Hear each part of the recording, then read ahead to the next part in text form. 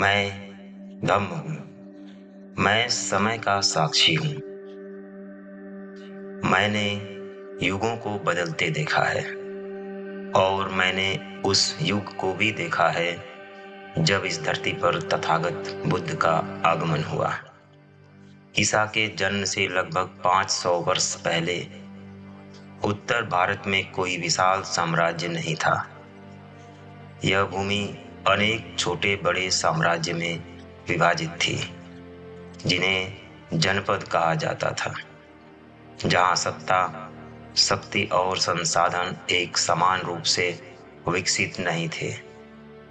कुछ जनपदों पर एक ही राजा का शासन था, तो कुछ पर कई राजाओं का सामूहिक अधिकार। इन्हीं जनपद में 16 जनपद प्रमुख थे: अंग, मगध, काशी, कोसल, वज्जी, मल्ल, चेदी, वत्स, कुरु, पांचाल, मत्स्य, सौरसेन, अस्मक, अवंती, गंधार और कंबोज। लेकिन मैं उन गणतंत्रों का भी साक्षी हूं जहां सत्ता किसी एक के हाथ में नहीं थी, बल्कि अनेक कुलों और परिवारों के बीच बांटी जाती थी। उन्हें गण या संघ कहा जाता था। कपिलवस्तु के शाक्य, वैशाली के लिच्छवी, मिथिला के विदेह और रामगाम के कोलिये, ये सभी ऐसे ही गणतंत्र थे जहां निर्णय सामूहिक रूप से लिए जाते थे। शाक्य गण में कई परिवार थे जो बारी बारी से शासन करते थे। उसी परंपरा में जब सिद्धार्थ गौतम का जन्म हुआ, तब शुद्धोधन को राजा बनने का अवसर मिला। कपिलवस्तु एक समृद्ध और स्वतंत्र जनपद, जो बाद में कोसल नरेश के अधिकार क्षेत्र में आ गया। इस कारण शाक्यों को अपने कुछ अधिकार कोसल नरेश की अनुमति से ही प्रयोग करने पड़ते थे। उस समय कोसल के राजा प्रसेनजीत थे और मगध के राजा बिंबिसार, दोनों ही शक्तिशाली शासक जिनकी छाया पूरे आर्यावर्त पर थी। मैंने राजा सिंहानु को देखा, उनके पुत्र शुद्धोधन को देखा, एक पराक्रमी योद्धा जो युद्ध कौशल में निपुण था। शुद्धोधन का विवाह महामाया से हुआ और बाद में महाप्रजापति से भी। उनका जीवन वैभव और समृद्धि से भरा हुआ था। उनके पास विशाल भूमि थी, हजारों हलों से जोती जाने वाली खेती, भव्य महल और अनेकों सेवक। सब कुछ था, वैभव, शक्ति, प्रतिष्ठा। पर मैं धम्म हूं। मैं जानता था कि इस वैभव के बीच जन्म लेगा एक बालक जो त्याग का मार्ग चुनेगा, जो संसार को दुख से मुक्ति का मार्ग दिखाएगा।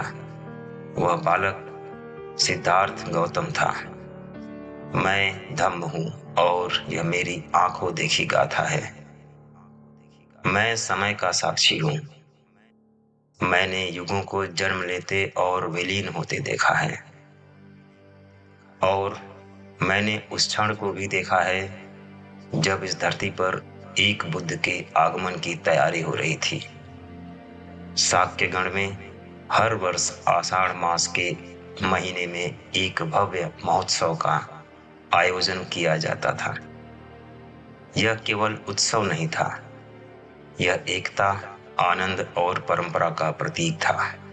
7 दिनों तक चलने वाला यह महोत्सव राज परिवार से लेकर सामान्य जनता तक सभी के जीवन में उल्लास भर देता था। इस बार राजा शुद्धोधन और रानी महामाया ने निश्चय किया कि यह उत्सव पहले से भी अधिक भव्य रूप से किया जाएगा। फल फूल, सजावट और एक विशेष संकल्प, नशीले पदार्थों का पूर्ण रूप से त्याग। महोत्सव आरंभ हुआ हर्ष और उल्लास के साथ। दिन बीतते गए और किसी को आभास भी नहीं हुआ कि 6 दिन कब समाप्त हो गए। फिर आया 7वां दिन। प्रातः काल का समय। महामाया ने सुगंधित जल से स्नान किया और दान में 4 लाख मुद्राएं वितरित की। संध्या का समय। उन्होंने मनपसंद भोजन किया, बहुमूल्य आभूषण धारण किए और व्रत रखने का संकल्प लिया। रात गहराती गई। राजमहल में शांत कक्ष में राजा शुद्धोधन और रानी महामाया एक मधुर संजोग में बंधे। उसी क्षण एक नई चेतना ने इस संसार में प्रवेश किया। रात्रि के उस शांत क्षण में महामाया निद्रा में लीन हो गई और तभी एक अद्भुत स्वप्न प्रारंभ हुआ। उन्होंने देखा, चारों दिशाओं के देवता उन्हें सैया सहित उठाकर हिमालय के तल प्रदेश में ले जा रहे हैं। एक विशाल साल वृक्ष के नीचे उन्हें स्थापित किया गया। फिर देवियों का आगमन हुआ। उन्होंने महामाया को मानसरोवर के शीतल सुगंधित जल में स्नान कराया, उन्हें सुंदर वस्त्र पहनाए, फूलों से सजाया।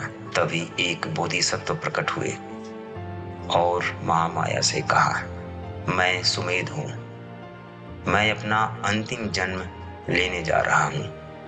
क्या आप मेरी माता बनना स्वीकार करेंगी?